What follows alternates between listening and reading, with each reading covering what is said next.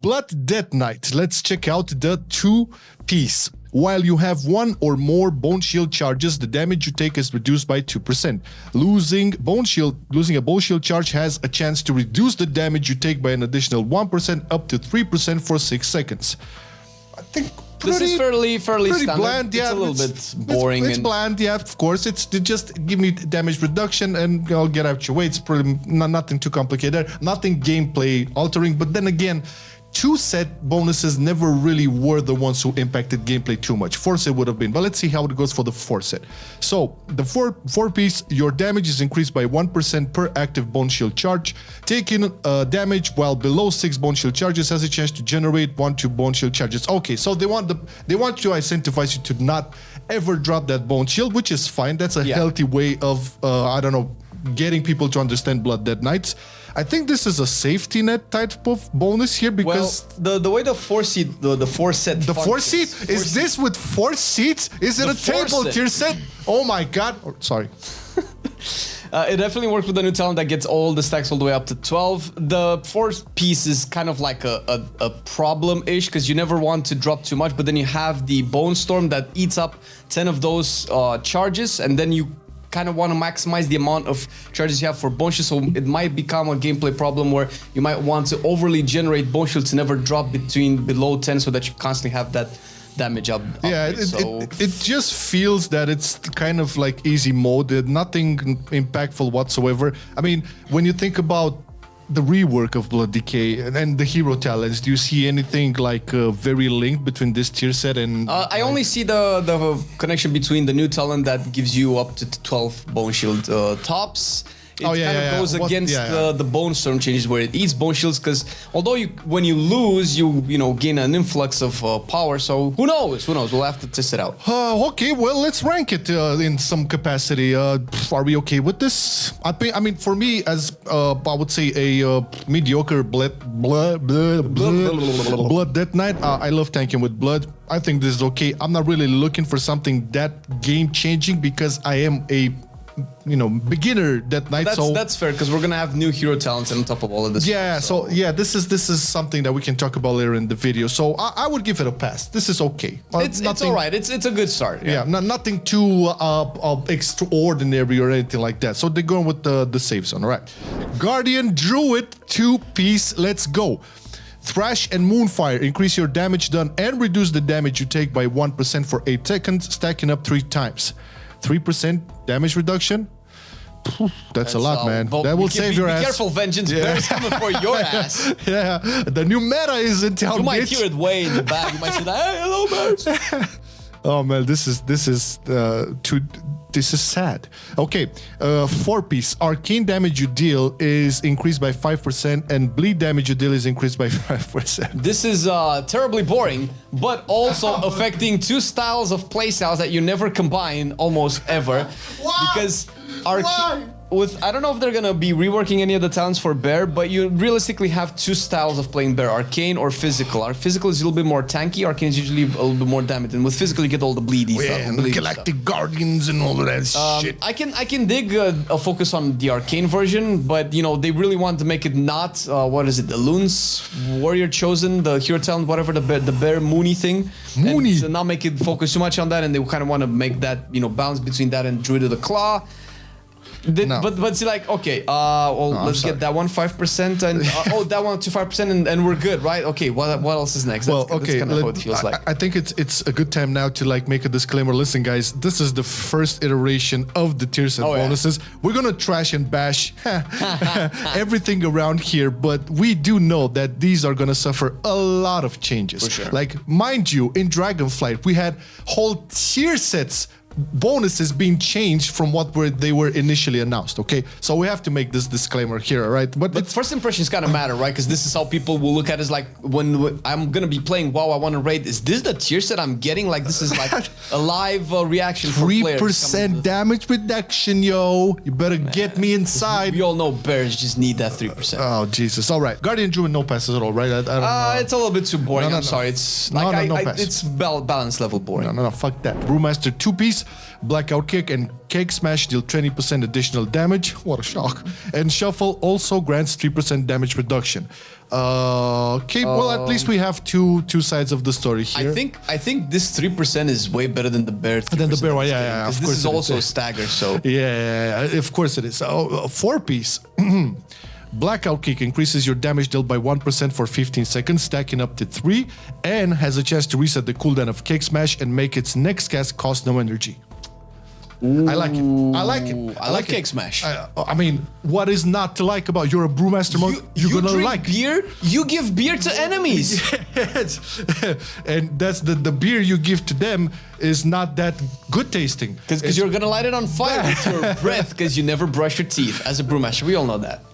Okay, so the 2-piece, just having 20% increased additional damage, that's fine. The value of the 3% from Shuffle is obviously really good. But I think like when you use like Blackout Kick and have damage increased, what's that? They said increase the stacking up. So 3% increased damage for 15 seconds stacking up, that's okay. But having the chance, so again, another 4-piece where you have some mechanic. It does some things, right, that you have to react to. Really good, really good. And I feel like, having the cooldown for Cake Smash and have it cost no energy makes the spec play even more fluid than it already is. So I think it's pass. Yeah, it's really good. I like it. Definitely better than bear. All right. Let's check out protection. Okay, so we're not passing Holy, but let's check out the protection tier set bonuses. Starting with the 2-piece. All right. Shield of the Righteous deals 10% increased damage and grants 3% damage reduction. Hey, another 3% damage reduction. How about them apples, yo? Shut up. Let's check out the 4-piece. Maybe this will save it. Casting a Holy Power ability increases is this a Holy Power generating ability or is this a Holy Power? That's a good question. It's usually a spender if they word it like that. Casting a Holy Power ability increases the damage and healing you deal during your next Avenging Wrath by 0.5%. This affects stacks. Thanks for clarifying that. We really wanted to know exactly. How many times? It doesn't say? No. There's no cap? Well, this affects stacks. That's it. Wait a minute, there's no cap? No way. Do you like? I don't really dig this. I mean, I didn't really dig too much the Prot Paladin. Well, they did fine, but it's still a long way to go for Prot Paladin in terms of like the rework. But so it's very ambiguous because again, you say that Holy Power ability means consumer. But there's a lot of like tooltips where it actually mentions Holy Power spenders or consuming an ability. So here's a situation. Let's say. All right, Flames, tell us the situation, Flames. Tell the good people the situation. Worst case scenario, this is a spender because you use fewer spenders than you use generators, and the time that you spend outside of Avenging Wrath, what is it, like a minute and a half, maybe something like that. You're a very fast-paced spec. You press a lot of buttons. You're probably gonna spend, I don't know what the math of it is, but at least 10 to 20 Holy Power spenders, and that's at least 5 to 10% extra damage. Now, yes. Avenging Wrath can also turn into Sentinel, which lasts for quite a while. That's a big chunk of damage upgrade. That's way more than what Bear is getting. And True. if this is a generator, it's just broken because it doesn't seem to have a cap. I don't know if this. I think that could not be the case. It has to not have a cap because 0.5% is not that big, so it has to stack to at least 20 times to be something that you can be excited for. We kind of need to test it. Obviously, it's on the PTR right now, and we will have it tested for a future video. But this could literally be cracked depending on how exactly it ends up because it has the potential to be insane. Imagine you get. A 15-20 second. Yeah, I get it. 20% damage. I get it. It has, but it's so ambiguous in its wording and its tooltips. Like we cannot really draw any conclusion. We're just speculating here on how this could potentially be. But let's just say due to its potential OP-ness. What? How did you think? I actually like it. I mean, compared to Bear is like leagues above. Of course, yeah, we're gonna pass it, but we're not really that convinced and to be fair, protection has had dog shit tiers for 3 tiers in a row. No discussion. Hopefully, we're gonna get some better times. Okay, but protection might be. Go home now? No, we still have protection. So Protection might be a different story. I don't know. I haven't read it, but let's check it out. So, 2-piece. When your shit. Exactly. Oh, you summarized the tier set perfectly. Yes. When your Clip it. Hold up. When your shield slam cooldown is reset by strategist, you gain expert strategist, increasing the damage of shield slam by 5% and reducing all damage taken by 3% for 6 seconds. Well, it's a 2-piece, man. You cannot be that upset about it. It's all right. It's all right. Shield Slam critical strikes. This is the 4-piece, okay, for Protection Warrior. Shield Slam critical strikes increase the damage dealt by Thunderclap and Revenge by 10% for 8 seconds. Sorry. This is such boring, bland. I mean, I like the fact that you can now use Thunderclap as Fury, but.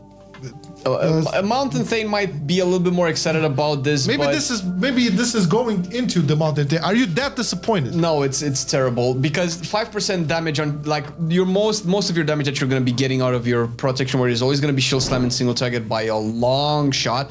And in AoE, Thunderclap is kind of like mid-range. 10% is not that big, and getting a flat damage increase on slightly above average ability on Pro Warrior is not something that you can be excited about because that's just tuning numbers. You can just get a better ring that might do the same thing.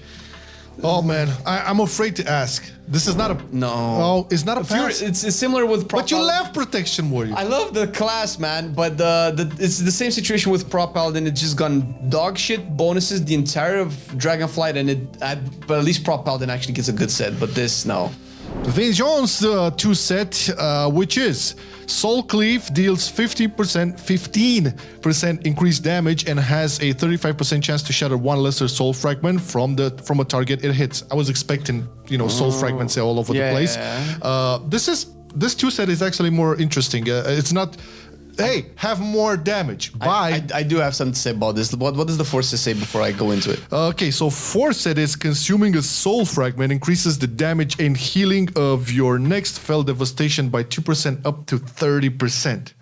It sounds more interesting than what Havoc is getting, to be fair. A lot more interesting, yes. A lot more interesting. Well, this happened earlier this week where I tested the Havoc hero talents for a video that might come to us, Flame. Talk soon. To us. Yeah, talk to us. And one of those was the Eldrachi Reaver that focuses a lot on the soul fragments. No. It's Aldracu Reaver. For all Romanians there. All right, carry on. And it was unilaterally a little bit too... Unilaterally! Unilaterally! I think you want to say unilaterally. We said unilaterally. Yeah, it's unilaterally. Yeah, it feels like it favors the Eldrachi hero's talents a little bit more. All right, you're finished. Okay, but in terms of like the 2 set, I feel like even though it's nothing major, I just love the fact that hey, you still have a chance to get some soul fragments over there because that's like that's part of your mitigation. Yeah, but it's not just hey, deal more damage, or in case of a tank, here absorb this damage. Sure. Of course. But man, Fell Devastation has to be one of the coolest abilities that you ever introduced in the World of Warcraft universe, and the fact that this is impacting that with the healing and damage. I just love that. I feel that's so iconic for Vengeance Demon Hunters. I know a lot of Vengeance don't like this, but we like it, and I think it's one of the coolest thing. And it has been a little bit underwhelming so far. It was only a means to activate Demonic for Vengeance for quite a while. I know, man, but just how it looked, how it felt so like cool. You're like vomiting. This thing right here, this may put it back into where it should be because it looks cool, it feels cool. I would say a big pass. Big pass for Bigger than Havoc. Hunter. All right.